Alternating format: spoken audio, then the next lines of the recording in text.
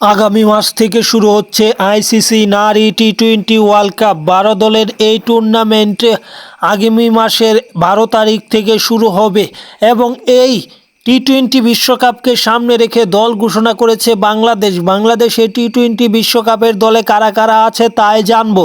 তার আগে যারা এখন পর্যন্ত চ্যানেলটি সাবস্ক্রাইব করেননি, আশা করি চ্যানেলটি সাবস্ক্রাইব করে পুরো ভিডিওটা দেখবেন, তাহলে মূলত জানতে পারবেন বাংলাদেশের টি-20 বিশ্বকাপের স্কোয়াড। মূলত এটি নারী টি-20 বিশ্বকাপ। নারী টি-20 বিশ্বকাপ 12ই জুন থেকে অনুষ্ঠিত হবে এবং সেই জন্যই বাংলাদেশের দল ঘোষণা করেছে। তাই খেলার আপডেট পেতে স্পোর্টস 335 চ্যানেলটি সাবস্ক্রাইব করে রাখুন।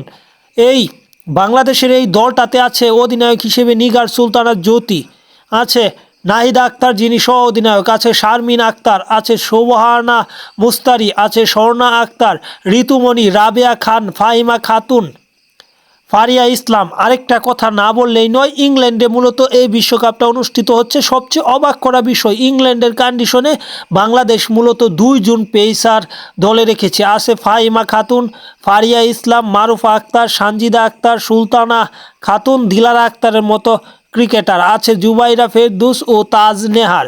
মূলত ইংল্যান্ডের কন্ডিশনে যে কথা বলছিলাম, 2টি পেসার নিয়েছে। 2টি পেসারের একজন ইনজুরি হলেই দলে একটা ব্যাপক পরিবর্তন আসতে পারে। সে কারণে বাংলাদেশের এটা বোঝা দরকার, যেখানে ইংল্যান্ডের কন্ডিশন সেখানে স্পোর্টিং উইকেট নির্দ্বিধায় বলা যায়, সেখানে 2 জন পেসার দলে রাখা এটা নির্ভরযোগ্য কোনো স্কোয়াড হতে পারে না। এখানে অবশ্যই দলে 3 থেকে 4 জন পেসার রাখা হয়েছিল, স্কোয়াডে হয়তো 2 জন রাখা যেতে পারতো।